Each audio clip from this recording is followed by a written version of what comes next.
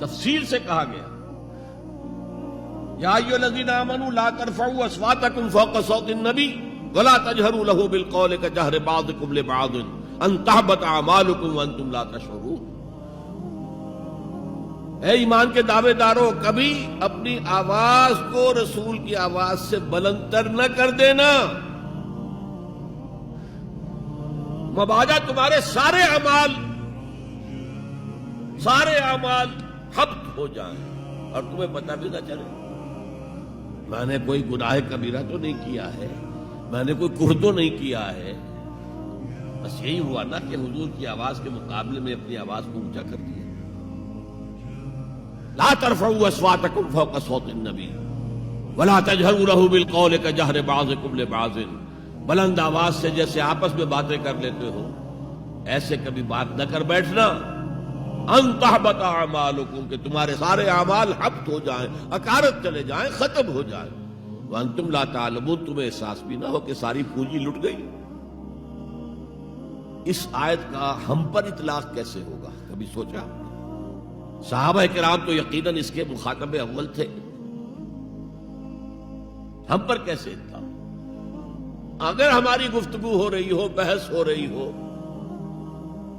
میں کچھ کہہ رہا ہوں، آپ کچھ کہہ رہے ہیں،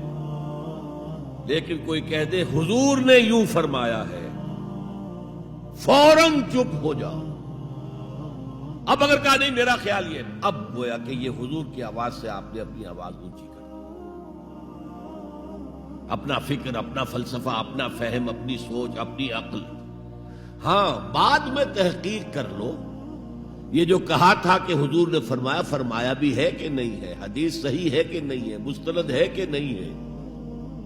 لیکن اس وقت آواز بند کر لینا لازم ہوگا کہ اس کے بعد اقول نہیں کہہ سکتا میں یہ کہتا ہوں، اس کا تو مطلب یہ کہ آپ مد مقابل بن کر رسول کے آ رہے۔ لا ترفعوا اصواتکم فوق صوت النبی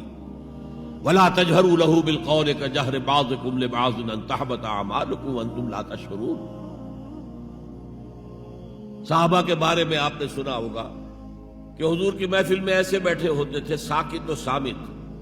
جیسے کہ ان کے سروں پر پرندے بیٹھے ہوئے ہیں اور انہیں اندیشہ ہے کہ ذرا سا بھی ہلیں گے تو پرندہ اڑ جائے گا، اس قدر ادب۔ حضور صحابہ سے سوال کرتے تھے اور یہ آپ کا طریقہ تھا تعلیم کا، کہ پہلے ایک سوال سامنے لایا جائے تاکہ ان کا ذہن کھلے، سوچیں خود بھی، یہ تعلیم کا بہترین طریقہ ہے۔ اس کے بعد ہوتا کیا تھا، جواب نہیں دیتے تھے، اللہ و رسولہ عالم، اللہ اور اس کا رسول بہتر جانتے ہیں۔ پھر اگر دوبارہ آپ پوچھتے تھے تو جو بھی سمجھ میں آتا تھا کہتے تھے۔